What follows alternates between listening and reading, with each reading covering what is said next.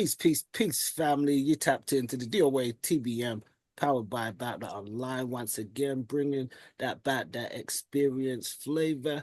Today, I'm joined by another guest, a good friend of mine from the UK, a brother who goes by the name of Hemp Valkyrie.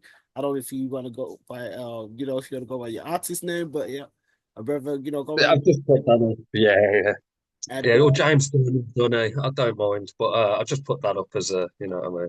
no doubt, man. Obviously, we know each other from the art scene, creative scene, going back some years. Brother Heb, also known as Jamie. What's good with you, bro? I'm good, thank you. Thank you for having me on, mate. Like I said, I've been following your work and that over the years, mate. You've always put out great content, so I'm glad to be on having a conversation and a catch up with you. This will be our first real catch up, in a few years, so I'm excited. No doubt. I mean, I did kind of make a slight flub on some of the introduction. I've been off for a few weeks, just handling some other issues.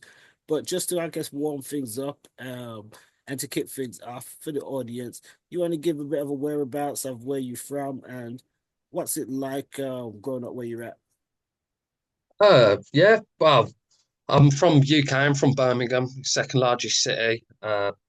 Grew up in a working class, grew up in a working class family, working class dad, lorry driver, things like that. My mum's worked in homelessness all her life in St. Basil's. If you're a part of Birmingham, you might know St. Basil's homelessness and Midland Heart and things like that.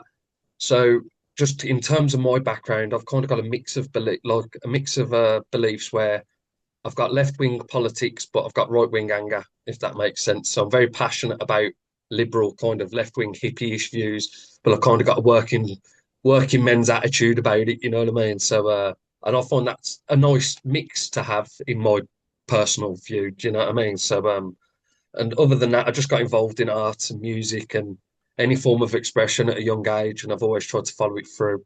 Performed at rap, I write songs, any form of art or creativity, I support. And I just believe in grassroots movements and supporting independent businesses and podcasters and anything like that. So that's basically me in a nutshell. Is a bit of a lunatic, hence the tattoos. But I like to think my heart's in the right place, and that's all I can say really.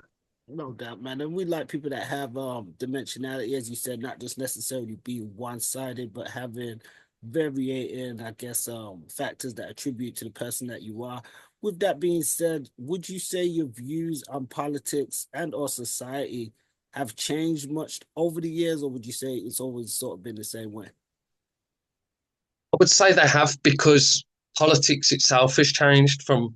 I've always been like radical left and hard left, but what seems to happen is the hard right and the far left and the far right seem to have overlapped now. It's kind of gone full circle like an Ouroboros. So you'll find left wing extremism uh, is just as bad as right wing extremism and the meeting. So I'm not as far left as I think I used to be. So I think that has changed over the years. Is I've been pushed more centre, but that's just because the extremes are getting more extreme. If you know what I mean. Yeah, no doubt. I mean, I did see something the other day where I believe they said they want to start opening up like the voting for like younger people and stuff like that. I suppose I want to use that to ask this next question is, do you feel that people within, I guess, your local area and community are more switched on to some of the world's issues nowadays, or do you think people are just probably more fed up? No, I think it's actually the opposite. I think we've short form media, including myself, I doom scroll and my attention. I used to read books galore, books. I'd read 4 or 5 books a year, and that isn't even a lot to some people. But that's gone down to one a year, if that. And I think that in Birmingham, especially, and especially amongst the working class in England in general, it's very emotive based reactions to things, and immigration and things like that. So I think maybe the youth are more switched on than when I was younger. But unfortunately, I'm 35 now, so I'm not part of that demographic. So it's hard to speak on behalf of the youth these days, because even they're coming out with things that seem radical to me, but I support them because I don't have to be a part of that demographic to support their interests, kind of thing. So. Yeah, no, that makes sense. And I mean, we are going to get onto some of the issues that you mentioned. I mean, just like with immigration and things that are happening within the UK. But I suppose, one of the things that's quite prevalent at the minute, which sort of drew us to this conversation is because, I follow you online and social media and stuff. I've seen that you've been quite vocal amidst the happenings of this Israel-Palestine conflict. Um, Let me ask you this. When you see stuff about Israel and Palestine on the news or online, what's your gut reaction?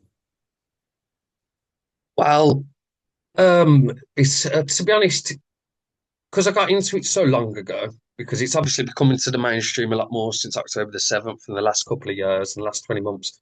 But I've kind of been interested in it since the Iraq War, and it's people call it conspiracy theories, but if you follow through, cited and sourced information, I'm very big on that from journalists from both sides of the fence as well.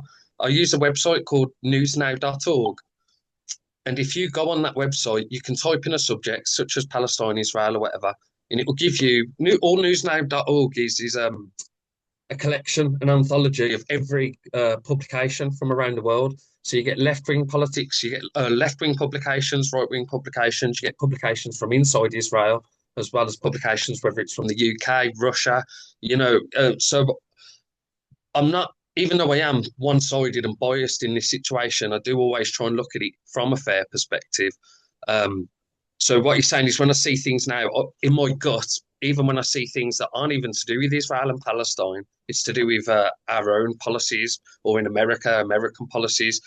It gives me a sinking feeling horribly that it is fundamentally down to Israel. And once again, people will misconstrue that as anti-Semitic, as you're blaming the Jews for everything. But just fundamentally, if you follow the paper trail, whether it's AIPAC or lobbying, a lot of I don't want to say evil in the world, but a lot of wrongdoings that seems to be going on does seem to stem all from this fact of this state that was created in 1948, Israel. So.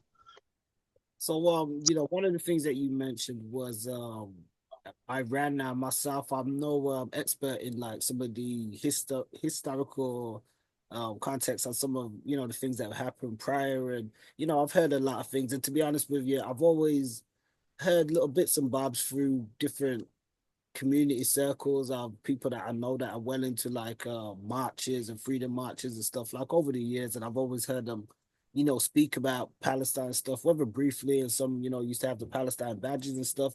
But I'll admit myself, it was October the 7th that really brought more of it to my awareness on a wider scale, where I was looking at, okay, so what's really happening out there? Because this is something I've always, sort of heard of, but dare I say, a lot of that information hasn't came to me.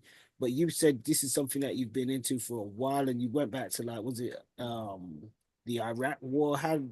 How does that connect there? Well, with the Iraq thing and the Syria thing, the thing that kind of radicalized me in terms of anti-Israel was when Syria was being bombed in 2014, which then led me back to the Iraq War and things like that. And it all stems from, and like what you're saying there about how it hasn't become into public perception really until October the 7th. And that's because it's been publicized heavily and massively to generate consent against Muslim countries and stuff. But um, if you go back, like I said, well, 1 second, give me a second. Yeah, no worries. No, so like what you're saying there. So yeah, so people that are even engaged in media or politics, you would not find the kind of before October the 7th, you won't hear about the starvation of Gaza or the blockades or the things like that because unfortunately, Rupert Murdoch and who owns News Corporation, who basically runs Sky News and every form of the Sun newspaper, the Daily Mail, everything that kind of working class, every that Fox News, everything that people take in, unfortunately, is all run. The chairman, what's the word? The board of directors, and the people that all sit on the board, they're all Israeli rich politicians, and some of them not even natives. Like even Benjamin Netanyahu, he's Polish and stuff. You know what I mean? So it's these people that have bought into the state of Israel, and unfortunately, a lot of them are all rich oil barons or ex prime ministers or ex presidents, sorry, or Dick Cheney, ex vice president, who's a shareholder in Genie Energy. And if you look at Genie Energy, this what the point that come back to it is that when I looked into why are they bombing Syria, why the bomb like it's got nothing to do with anything. Why are they bombing Syria? It's because there's a place in Syria called the Golan Heights, which is rich in oil, like massively rich in oil. So they created a terrorist, it was ISIS or whatever it was. and they used that as a pretext to go in and take the land of Golan Heights. And then once they took that land, they're now mining it. That Genie Energy Company has now been given a grant, granted from Israel itself, saying, yeah, you have the right to mine this land and sell the oil and do all this and that. And then that's when it started to click with me and started to realise, oh, there's something like a bit more sinister going on. And like you said, unfortunately, if it wasn't for the October the 7th, if it wasn't for certain atrocities, people's attention wouldn't even be drawn to that. But there is like a trail that leads to that if you're willing to follow it. Yeah. Well, I mean, some interesting points there. I mean, I'd say from my own outlook, and I know many others, they have, struggled to really understand, I guess, what's really happening over there in the Middle East. Some feel that it feels a bit too messy. Some struggle with making sense of everything. Now, me myself personally, I've never been to Israel. I've never been to Palestine. However, I've been to other places around the world, and I say that to say most places you go, you can always find, for the most part, commonalities and common ground with the people. And oftentimes, one thing that's often similar is they all generally, most places you go, the people generally have issues with their government and the government and who's in charge and who's governing them. I say that to say this, obviously never going out there, and some people may be out there may say differently and say that there's actually issues with the citizens as well as it just being from a government-led standpoint. But as you said, October 7th, like it really, I guess, conflated a lot of things, and it's led us to where we're at now. We've not only seen the war increase in Palestine, but also, attacks on Iran. And recently I heard there was some stuff in Syria, even though there's supposed to be a ceasefire. Now, do you feel that with some of these issues that are happening, do you think, as Israel say, that it's because there is a specific threat upon them from Islamic terror groups within the Middle East and from these other nations, and because of where they're located, that they're constantly under attack from others who don't want them to exist? Do you think there's any credence to that at all? I can completely respect that. And I also, can even say that I do think Israel does have a right to exist, but I do think that a two-state solution is the answer, personally. I know there's a lot of mixed feelings, but just to go back to what you were saying a minute ago about how you travel the world and there's commonalities amongst everyone, I completely agree. And up until Israel was created, until the Balfour Declaration was enacted and created in 1948, Jews, Palestinians, and Christians, Jews, Muslims, and Christians all lived on that land from the river to the sea. Uh, you know what I mean? In unison. Get in trouble. I'm kidding, but yeah.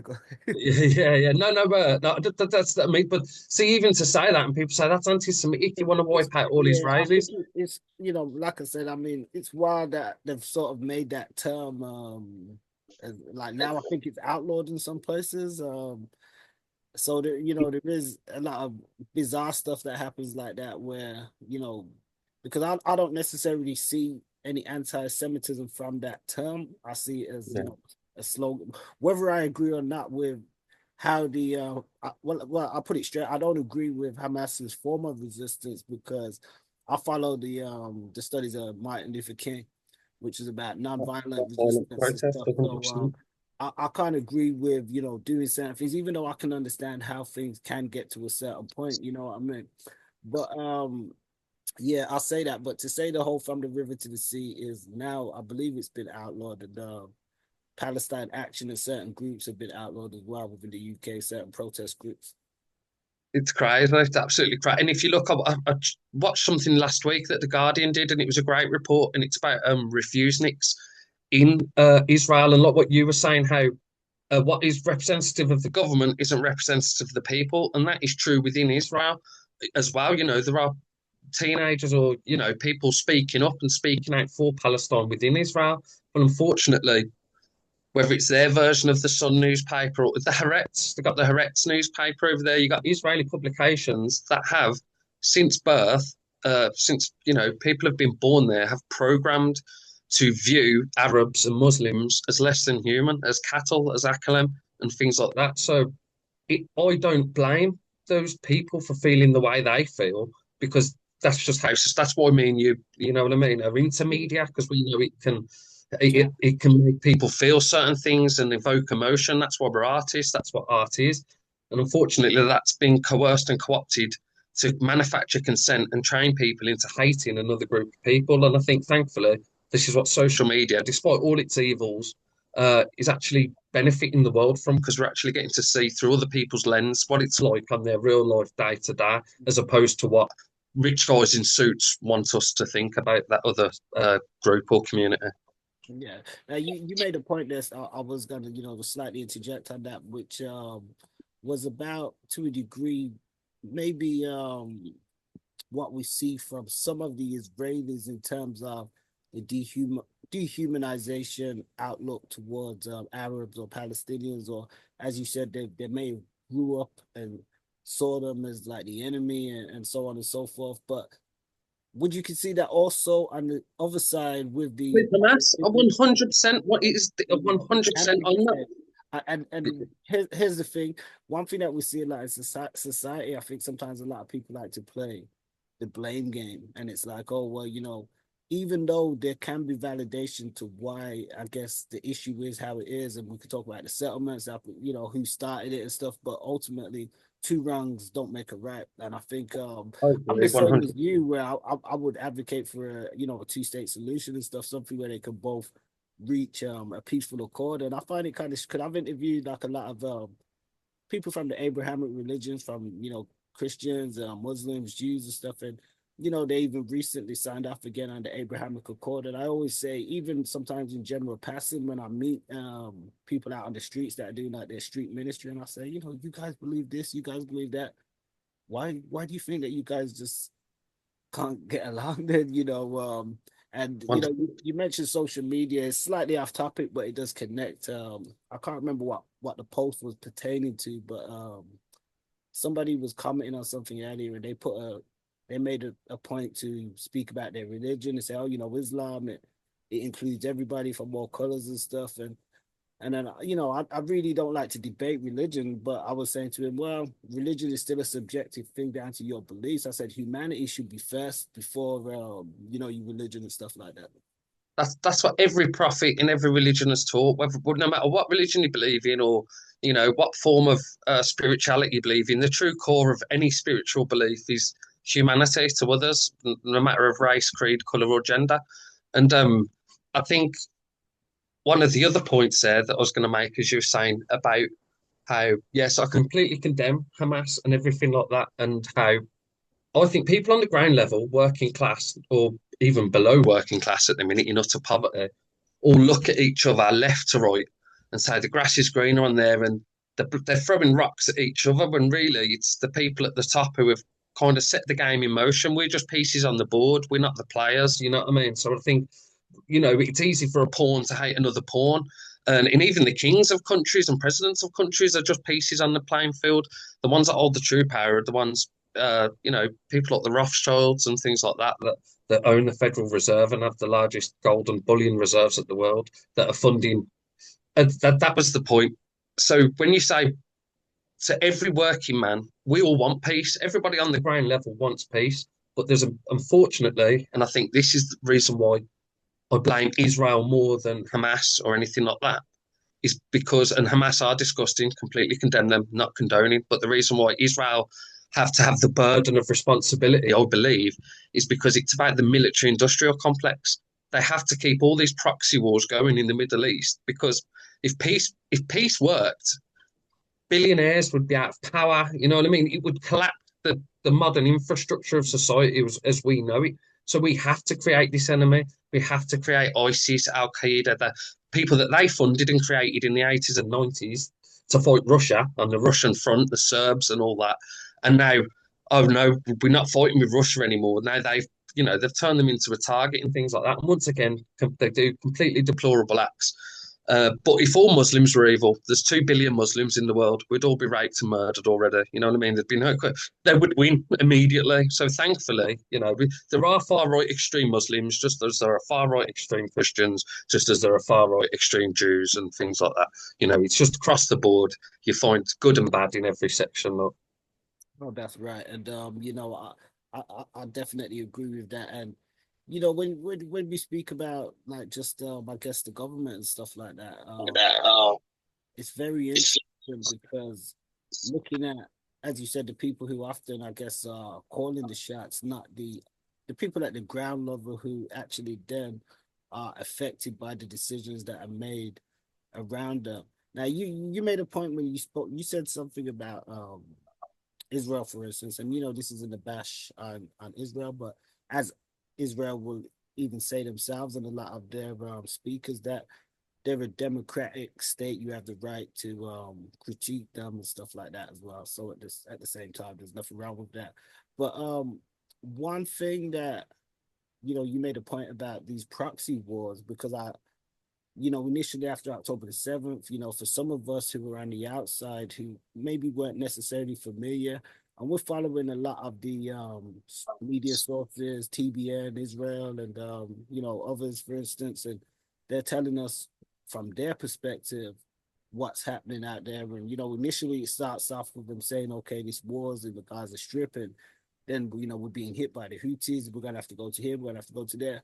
But I say that to say there seems to be somewhat of a pattern where oftentimes when there is a peace accord put in place or something, then they're very quick to start back with the fighting. I mean, even President Trump, he spoke out against them, and he was very furious when yeah.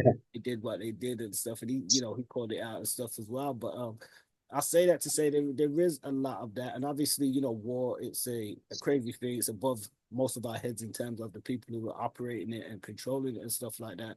We do know there's different things used like media and propaganda and stuff. Also, I think one thing that kind of sticks out to me is there's a very childish sentiment sometimes in the argument that people come with, and it's sort of like, oh, it's very weird and very bizarre because it's something that's so important in terms of how many lives are being lost and things of that nature. But some of the speakers you see on both ends, especially sometimes from the Israeli standpoint, they come off very childish, and they would say, "Oh well, if you live in Iran, then this is going to happen to you, or if you live there, this." And a lot of it seems to be just like throwing shade and just believe us and believe what we say. And that's not to say there isn't some issues.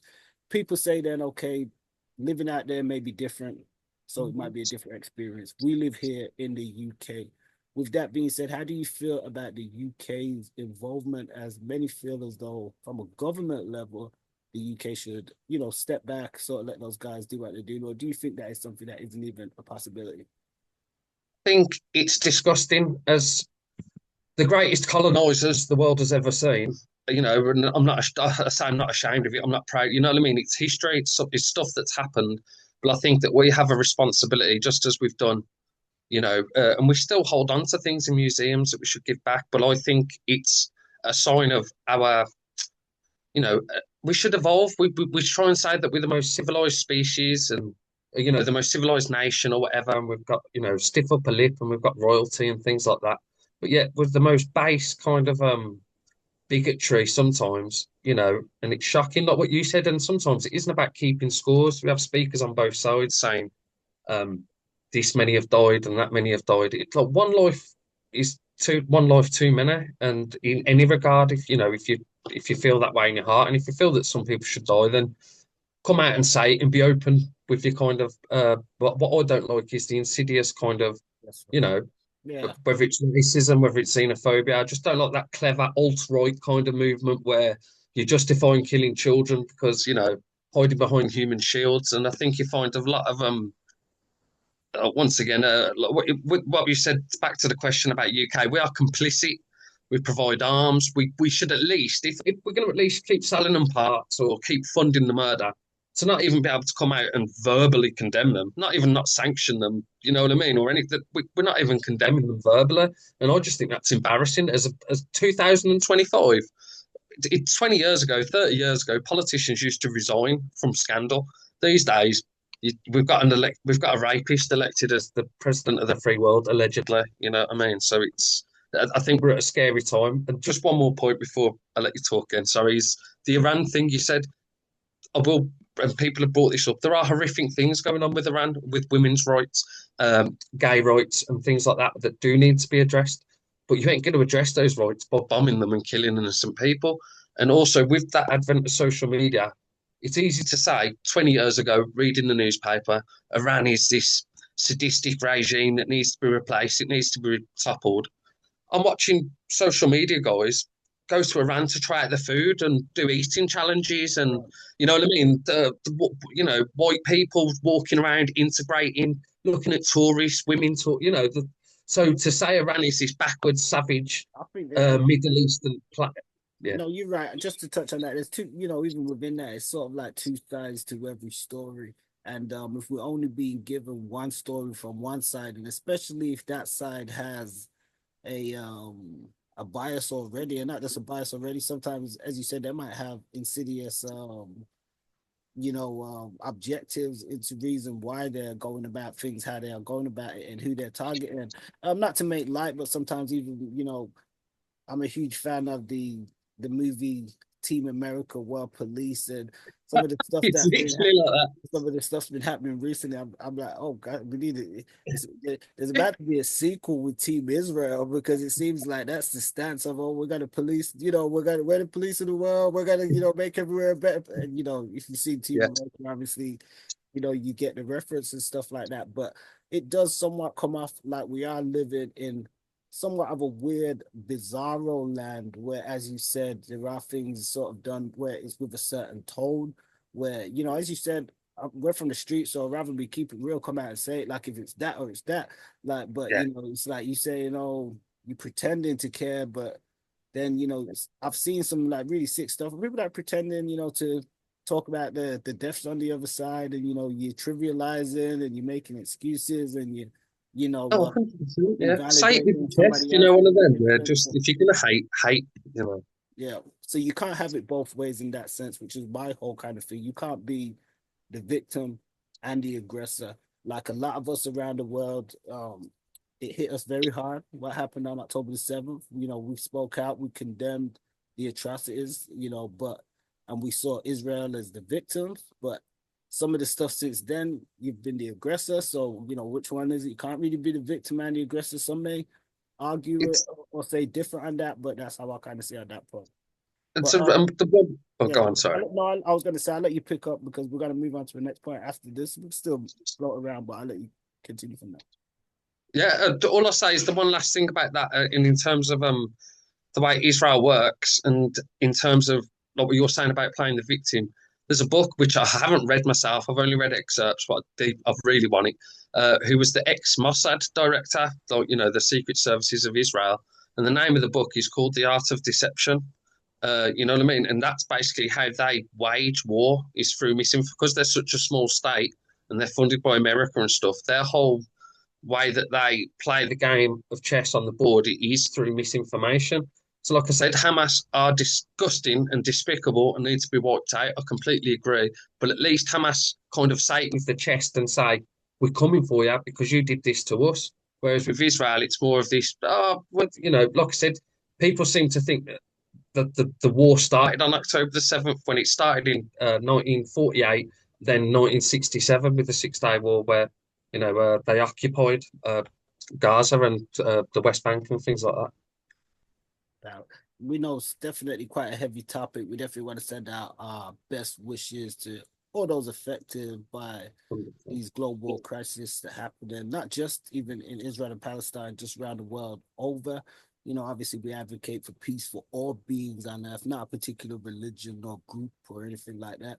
So, Fair it's play, Dib, saying that, Neutron, you know what I mean? Fonzie, like, that's spot on. And I think I've got a lot of respect for you, the way you compose yourself and the way you've said that. It's right. It's about every individual out there that's going through hardships in every part of the world, Oh, So that's right, man. We're all in this together, one way or another, even whether we like each other, don't like each other. That's the reality of things. And sometimes I think, often people are more so divided by nationalism, which is a whole different topic within itself. But I mean, we're going to slightly touch on some of that as well. But I do feel as though if there wasn't such a heavy emphasis on nationalism in the world, no matter where you're from, just people really clinging towards their nations and stuff, it wouldn't then at the same time maybe exasperate so much of the separatism and stuff as well, and the differences and things like that.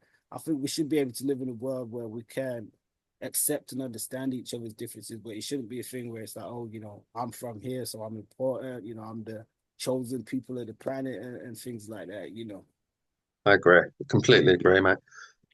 Yeah, I, so I've is there anything you want to say before you go on now? We're going to take a short just break. about that, what you was about to say there with nationalism, all I will say is, and I wrote this, what I said to you at the beginning about my background is that like all DNA is shuffling two sets of cards and shuffling them together to make a new human. And that's just diversity. So every human being is another case of diversity. And I think to be scared of diversity or to be scared of the whole world becoming brown or beige, you know what I mean? I think that's ridiculous. And I think diversity should be celebrated in any form. And to be proud of like the color of your skin or like the fish and chips that you eat over the shawarma or falafel or whatever.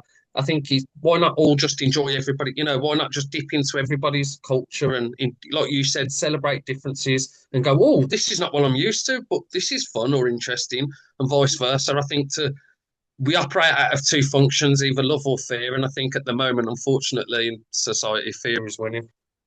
Unfortunately, I mean, it brings me to. I was actually asked to be a part of a short documentary many years ago now, actually, maybe like 2013 or 12 or something, and it was called Diversity. Is it an opportunity or a threat? Now, at the time, I was just asked to sort of speak on there with a few other people, and I wasn't necessarily probably looking at the whole pitch of the project and necessarily even how it's got its stance in society now, where similarly, even just to take that tagline, I think to some people it can be deemed as an opportunity, to others it can be deemed as a threat, and there's different reasons therein that, because it depends on how people are, I suppose, when it comes to how they value just diversity. Us, we live in England, which is quite a diverse nation in some aspect, but then there are groups that sort of isolate themselves as well, and maybe they don't assimilate as well as others. So within that, we've seen a rise in a lot of concerns. Now, sometimes I think some people say, they completely denounce or disagree certain mindsets that are adverse to it, but sometimes people have legitimate questions. So we like to go through stuff and really see what the points are and just see what we can explore. So with that, just kind of moving over to our next portion, but we're going to take a short break after this question. It's what is your take on how the UK has been handling the current migrant crisis and issues with asylum seekers recently? Uh, Personally, I think there's been figures released and stuff. Once again, we'll have to find sources and things like that about the benefits of migration and stuff like that. And what I'd say, once again, about diversity and migration kind of talks about the same thing. I think your own prejudice, everyone's individual prejudices come from your own personal life experiences and whether you can come past that. So if you're somebody who's from a white background and every Muslim person you've ever met has been rude to you, or you know what I mean, they've got habits that you're not used to, or not, I can see why you dislike them from your perspective. You know what I mean, or vice versa, or if you've isolated yourselves and not assimilating into the culture well because you've had nothing but hate crimes committed against you, and I can see that as well. So, unfortunately for me, I went to a mixed school, and all my bullies were white. The people who stuck up for me were of people of colour and things like that. So I think maybe that's why I've got my unique perspective on kind of things like that.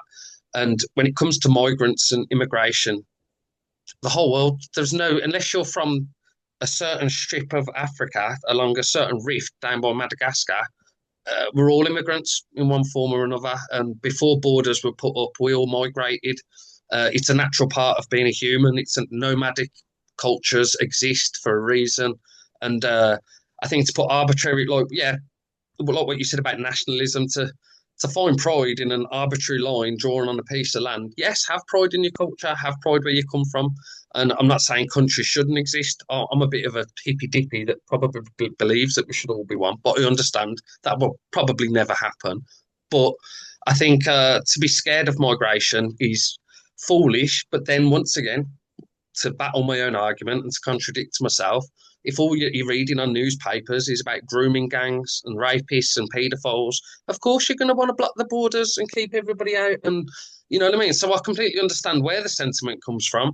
Unfortunately, like I said, I think just from the information I've been took in my life and the things I've read, and like what I was just saying about how we're all once you've learned, once your mind thinks a certain way, you can't unthink that way. So, but once so I can respect people that are like locked down the borders. I do get it; it's a big issue. But I think if you're voting for like reform or you're voting on policies based on blocking immigration, you're shooting yourself in the foot because they're billionaires just trying to play you. Well, it's certainly a hot topic. On that note, Hemp, stay right there. We're going to take a quick break. This is the DOA TBM. You with your boy Fonzie Neutron, and we'll be right back after this one.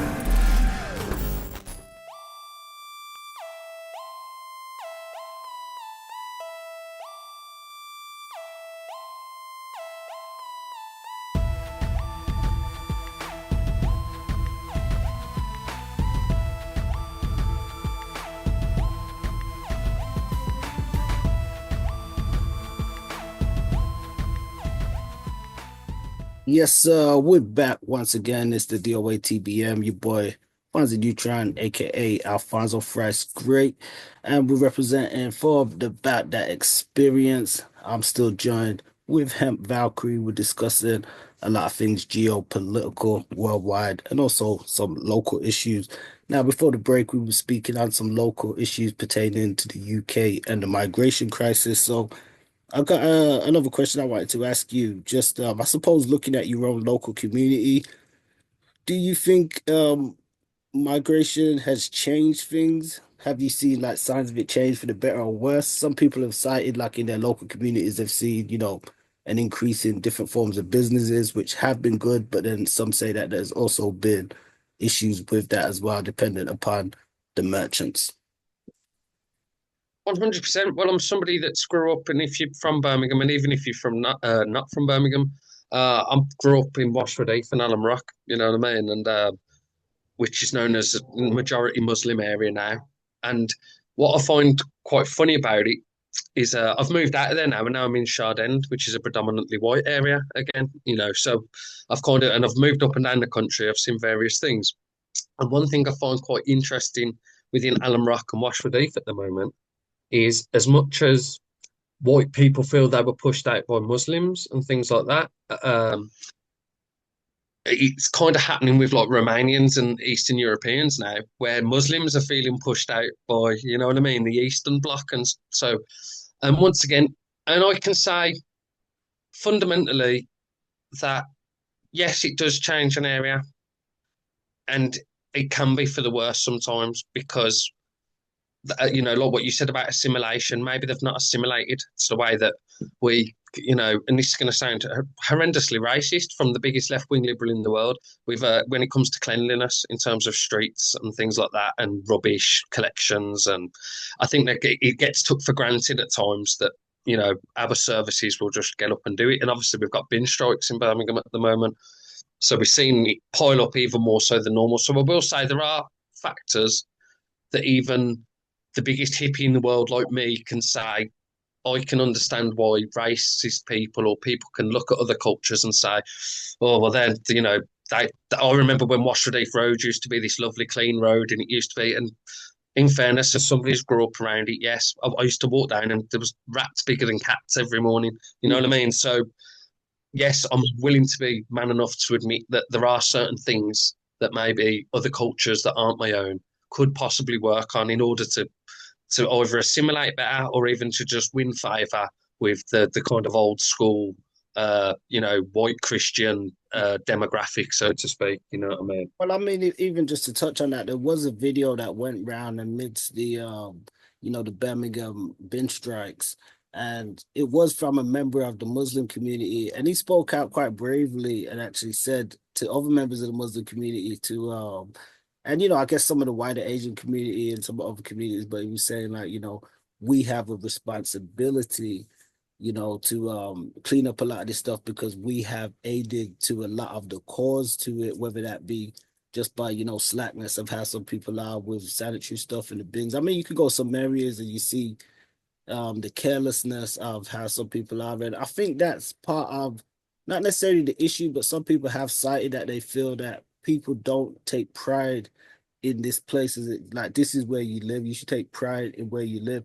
Now, some of these people, you might go in their homes and their homes might be immaculate, but when it comes to the streets, they will throw stuff out unceremoniously. Even recently, I had to, report somebody for fly tipping because, well, I warned them and then they removed it. But, they had just moved in and, they left their mattress in the middle of the streets and then they moved up the road and dumped it. And, you've got kids walking past and trying to navigate around it, old people. And I'm saying to them, you can't do that stuff with fly tipping at the end of the day. And especially if you have the means and the resources sometimes to even get rid of it.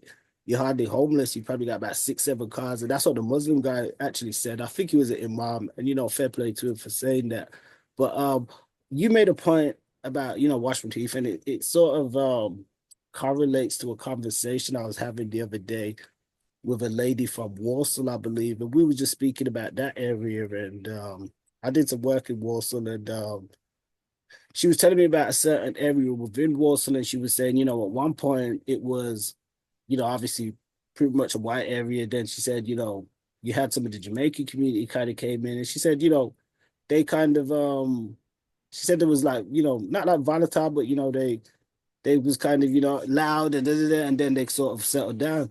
Then she said after that you had like an Asian community came in, and she said they was sort of similarly, loud, and then they sort of settled down. But she said now it's sort of I think like Romanian, Eastern European, that sort of community. And she said they're still kind of in the loudish stages, but they haven't sort of settled down yet. So I say that to say, people who may not necessarily be like yourself, who has had the opportunity to move around and, go to different places, experience different neighborhoods and just different, thought process, lifestyle, mindset. For somebody who's probably always been in, let's say, that particular area, and then they've saw these other communities sort of come in and sort of what they might see or the negatives, they might not see the positives, but they might just see the crime rate go up and certain other things that come with it, and feel some type of way about it. So I do understand some of people's concerns. I think there needs to be open forums where people can have like honest conversations, and not all the time if somebody, especially who's white or even British, and they might have a certain concern or feel a certain type of way, they have concerns with, okay, if they vocalize it, they feel as though they'll be labeled as racist or far right. Now, when you mentioned yourself, like just from a sanitary standpoint, or even just certain things that are part of the system here, or just the way of doing things culturally or, civilly, that's sort of the way that things work here. So if you kind of move here, it would be, you would kind of have to go along with that, because people feel, okay, if you went to Dubai or Saudi Arabia or some of these places, I know they might have changed a bit now in some ways, but for the most part, you would have to adhere to their laws and their rules and stuff. You wouldn't be like, oh, well, I'm just going to be flippant or blasé in that sense. And so I do feel that some of that is missing here with people, where they don't necessarily take that pride in where they are. And, I spent a lot of time in America. I always say, especially America, where it's got so many different groups, nations and stuff, but they have like a overall, even though there's still a lot of division, Yeah. have an overall American sort of, spirit that they bind to stuff. We don't necessarily have that much here. It does exist in different forms, but there is still some people, for whatever reason, some may feel they're not a part, or they're unable to be a part. Some may feel they don't want to be a part. Some may want to be a part, but don't know how to be a part. So yeah, there's a lot of nuances here within how things are within the UK. Yeah, 100%. I think a lot of it as well, we forget sometimes that civil rights movements, like that was only the 60s and the 70s. Like, that's only 50 years ago, you know what I mean? So I think at times we forget how close we were, to segregation and to things like that. So as much as we think we're an enlightened culture, we're still battling out of, we're still learning. We're still like we're like cats. When you introduce new cats to each other in a house, you have to close the door first so they can smell each other and learn each other. Otherwise, they'll just attack each other, and you know what I mean. So I think we're still in that process of feeling each other out as cultures, and like you said, when you enter a new relationship with someone, you have to set boundaries, And I think we're just still in that zone of learning what boundaries need to be set and adhered to. And so even when I say that about Washford Heath, though, I've rarely get to meet, an untidy Muslim or so it's one of them where it's hard to pinpoint almost where it's coming from because it's like behind closed doors, like who's creating this, and that's where it gets hard to tackle because if you say it's you that's doing this, you're probably talking to a Muslim that puts all his rubbish away, that looks after himself and looks after his house and the street in front of him. It could be people like what you said, fly tippers. It could be fly tippers coming out of the area because they think it's it's like you said, it's a nuanced issue that it's hard to describe. But I think what you said is perfectly right. Is we need public forums and we need people to talk to each other in a fear-free environment where they can say things that might seem racial or radical but without the condemnation that comes with that. They need to be able to let off that, vent their steam and say, I think you're untidy, but without coming across as bigoted and things like that. There needs to be a healthy middle ground. Yeah, that's right. I know we have, a couple of places like Speaker's Corner, but for the most part, that gets used for religious debate and discourse, and oftentimes its own sort of issues that often arise from that as well. But sticking with what you just said slightly, do you feel that I suppose yourself or other people then can be nervous to talk honestly about these issues in case they're labeled as racist or far right, especially for working class white British person? I think they do and they don't. And I think I've said this to people in the past, and this is going to sound like sadistic and weird, but I don't admire, this is the wrong word. I respect open racism, if that makes sense. I respect, I'm not going to label or name anybody but there are people that I know that what they would say to you behind closed doors, they would say to that person's face. And I kind of respect that. You know what I mean? Even though I don't agree with it and I think it's deplorable what they're saying, I admire the fact that you're willing to live by the sword and die by the sword, essentially. So, but I do think what's happening is with what you're saying. Yeah, people do feel scared that they shouldn't say stuff, but also I think that's not that I think that's right, but yes, that's just what training is. That's how you stop hate crimes. If we, it's how moved like civil rights movements and things like that. Once again, that's how things move forward. People should feel ashamed to, to use racial slurs or ableist slurs or genderish slurs. It's to say like Donald Trump, I will support him because he talks his mind and I respect that. Like, how do you move forward as a society? We might as well just be climbing out of the primordial soup we come from at that point. You know what I mean? If we're not evolving, what's the point? If we're stagnant and we're just becoming this, we might as well just stayed in the cave, stayed in the tribe, stabbing each other, So if you want to become I don't know, not everybody wants to become civilized. They just want to enjoy their lives and that's fine. But if you want to enjoy your life, then you need to let other people be able to enjoy their lives in whatever capacity that is. Well, that's right. And I think it kind of, ties back slightly a bit to even what we were speaking about earlier, because there's a lot of people that have this they've been taught this inherent sense of being right, however which way it comes, whether that be through religion. You got some people that might feel, I'm a Muslim and I know it all, and what I know is the ultimate right, and they've been taught that, and they wholeheartedly believe that.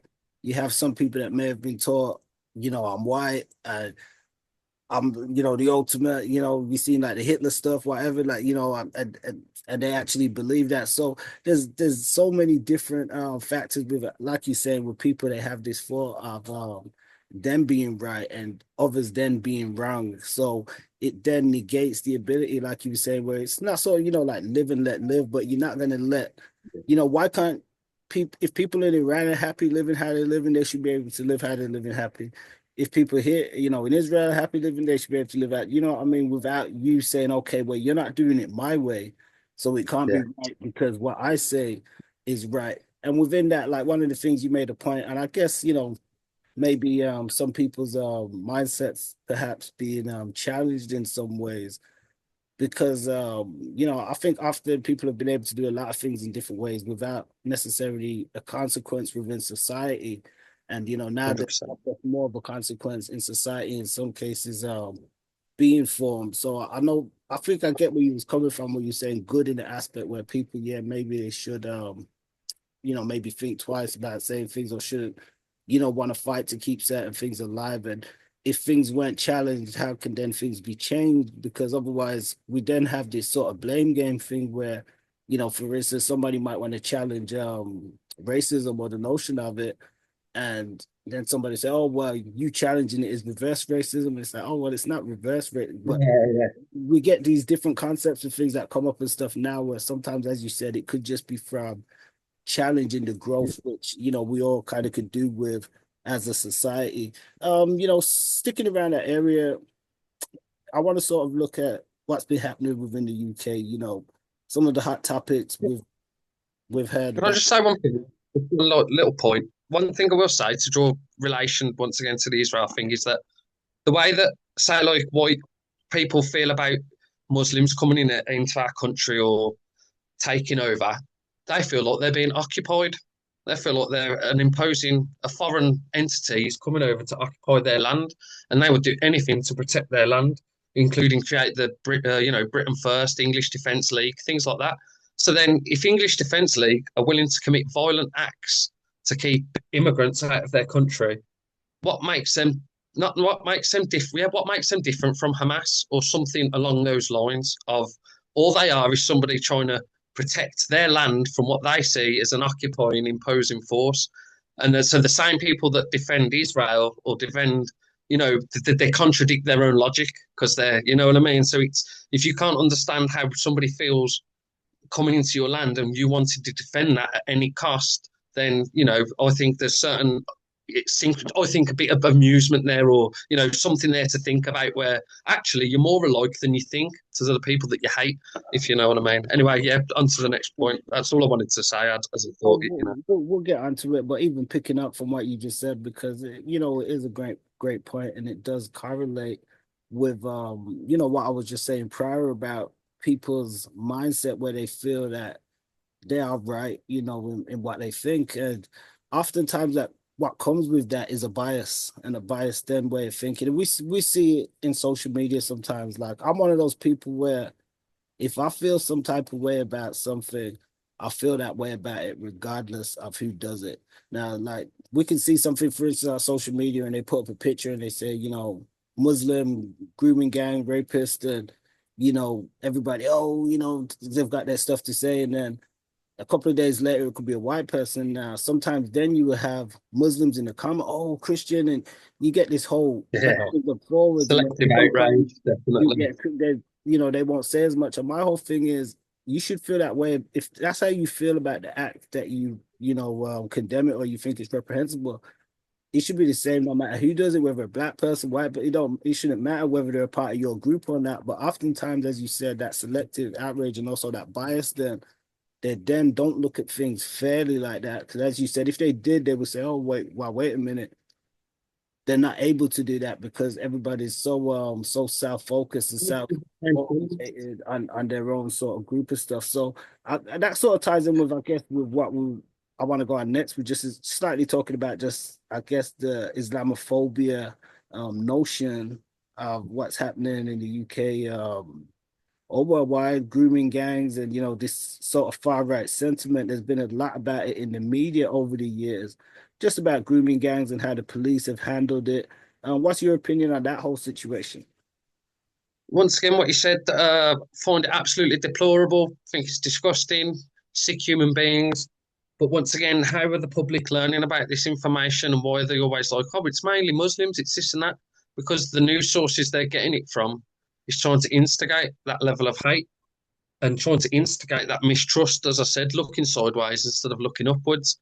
And I think, like what you just said, selective outrage, where it's, oh, Muslim gangs and rapists and paedophiles, they're horrendous, they should be whatever. And then they think, but Trump's brilliant, who's openly admitted to molesting women, who's said that he would bang his own daughter when you know what I mean? No, it's like, yeah, one rule for one rule for the other, and that's what. So look, once again, I think it's disgusting. Muslim grooming gangs should be tackled just as much as the royal grooming gang, as much as the Epstein grooming paedophile ring and things like that. They should all be held to the same account.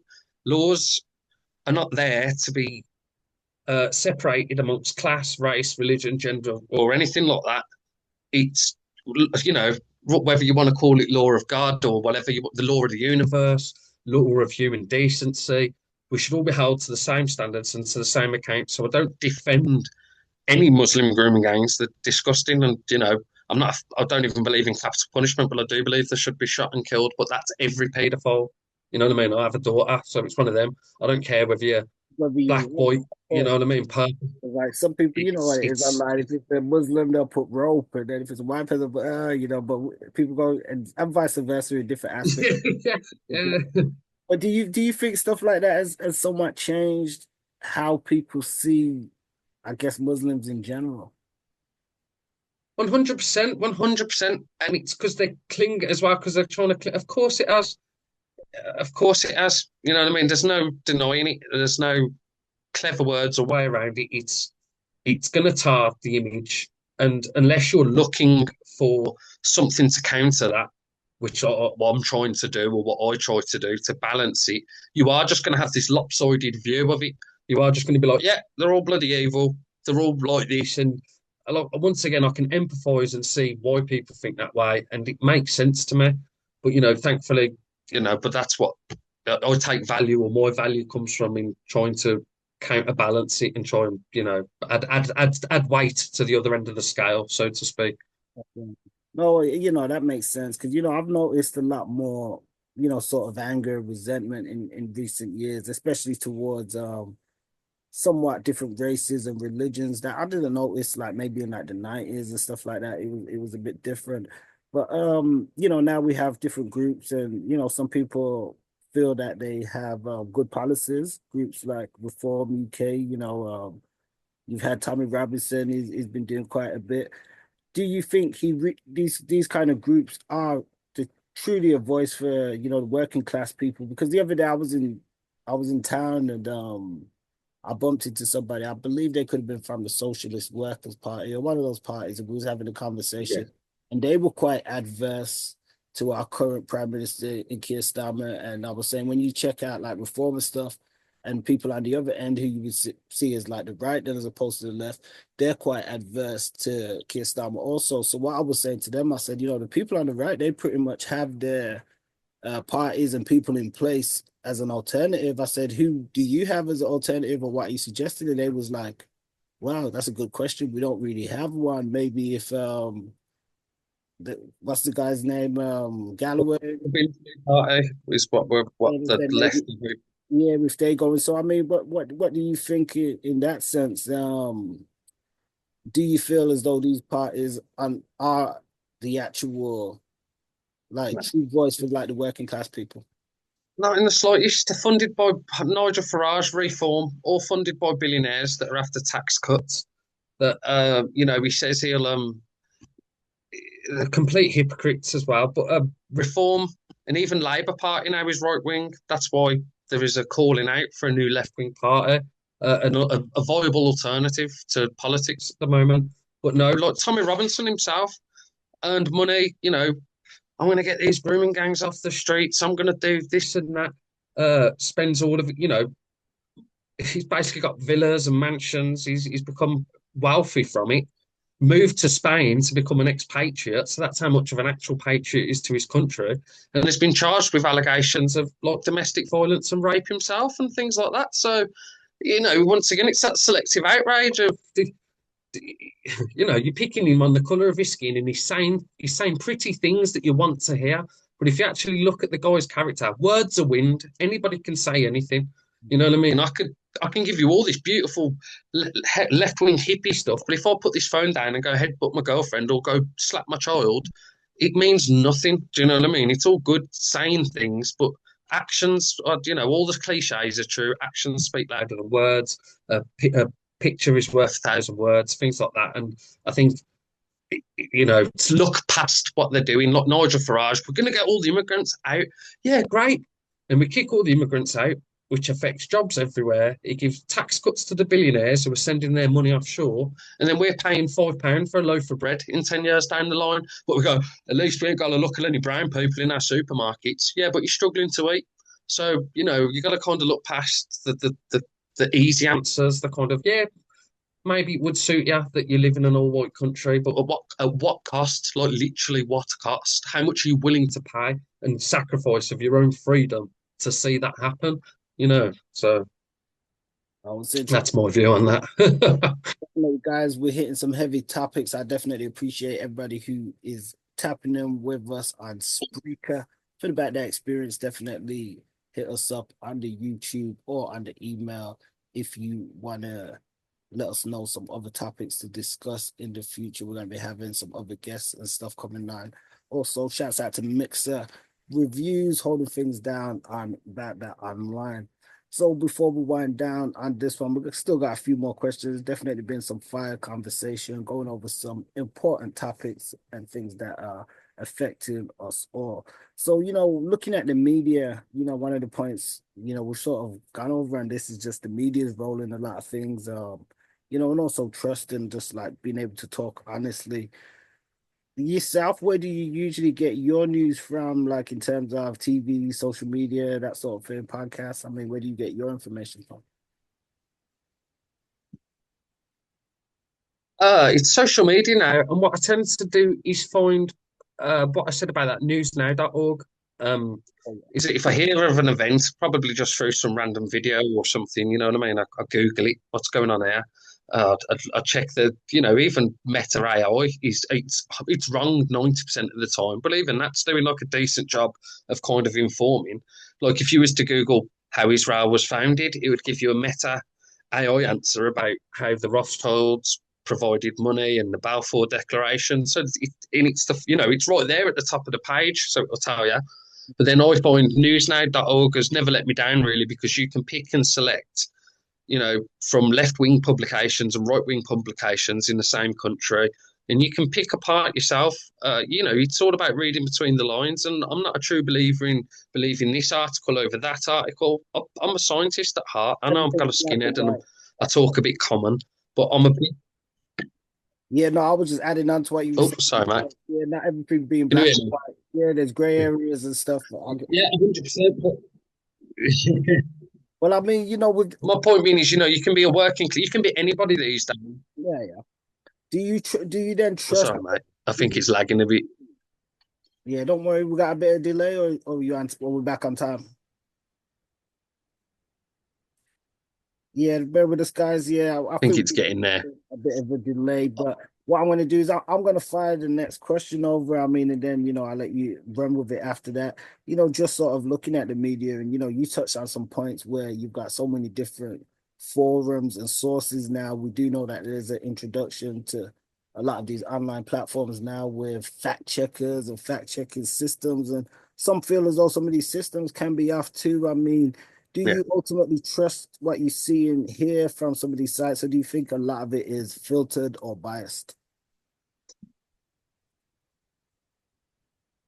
I think, of course, it's through everybody's personal kind of biased lens. But like what I like to do, and maybe it's going to go out of fashion now, and maybe it's probably an old school way of thinking that is obsolete. But I've always believed in the free press and the fourth estate, and I believe that credentials and credit and rely. Like with what I say about me, my value is I'm nobody special, but my value comes in displaying my true beliefs. And I think, say, if you read an article, you look at who wrote that article and look them up, just do a bit of research, you know what I mean? Just research them, see what they stand for, see if they've attended rallies in the past, if they've, or are they on somebody's payroll? Like, just do your research to the point of don't just trust that article blindly, see who wrote it, see if anything that's affecting outside factors that might be affecting why you wrote it or how they wrote it, and make your own assumptions. And I think there is, to not trust anything, to say, oh, everything's fake news, to not, what are we doing in the world? How can we move forward if there's no foundation? If we're not believing in any source of information, then nothing's real, nothing's true, and everything is permitted. We're just living in Assassin's Creed. You know what I mean? It becomes ridiculous. So I think just following sources and reputable people gain a reputation. And, I just think following reputable sources and not just chasing confirmation bias, not just looking for something that supports what you think. There's been things that have shocked me that I've gone, oh, that's kind of made me look a bit silly. But then I've changed my opinion on it, and I've formulated I've had to. It's cognitive dissonance where you clashes with what you already think, but it takes maturity to blend it into your viewpoint and to turn it into a new viewpoint. I think but I think to palm everything off as we can't trust that. That's propaganda. That's lies. Maybe it is. Maybe 90% of it is. But follow the sources. Point, evidence, explain. We learned it at school, and I think it's academia is very important. And I think the moment you start saying don't trust scientists or don't trust trusted journalists and things like that, I think we're down to a slippery slope towards fascism and towards complete dictatorship. Because hey, if you can't trust your academics and your professors and your teachers, then I truly don't know who are you meant to trust in the world? Do you know what I mean? Oh yeah, no, for sure. We got a couple more, just before we wind down. I believe we got about just under 10 minutes coming up. I'm being told. But yeah, so with that being said, you're definitely somebody who, as you said, you pride yourself on being, speaking your mind and speaking how you feel. If it's something that needs to be adjusted, you're not afraid to be wrong and to learn and stuff, so on and so forth. But you're gonna speak how you feel.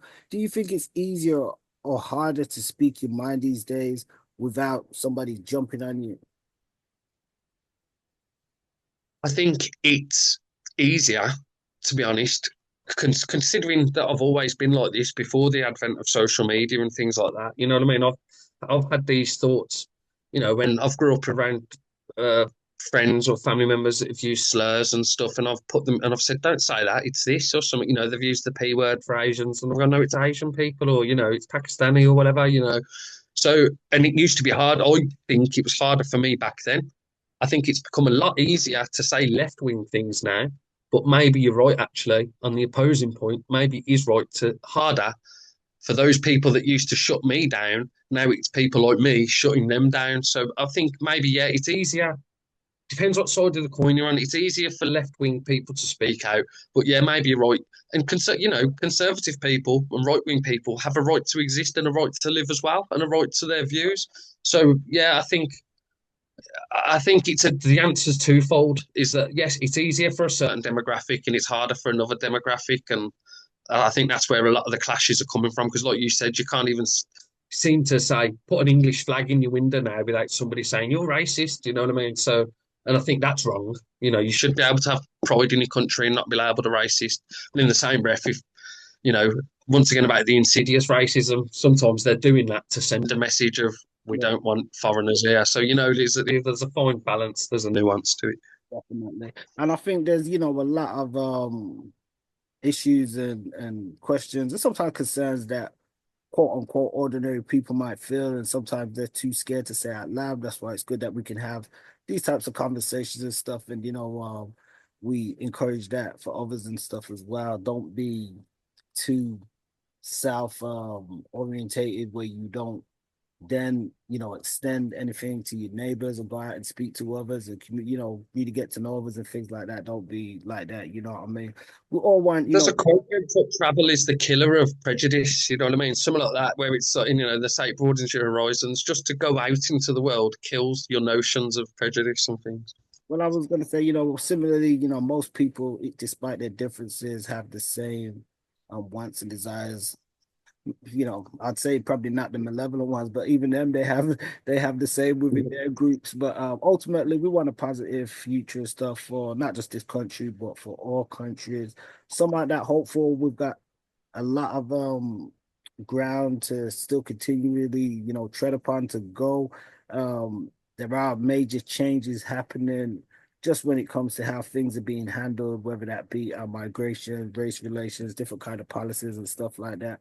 Um, we're definitely gonna have to pick up back up on some of this conversation. I'm just being mindful of the time, so I'm going to send it over to you before we wind down and put it to you that we've covered quite a lot of bit. But if somebody was to ask Back you, in time, definitely. oh yeah, no doubt, man. I was going to say if somebody was to ask you, what is it like for yourself being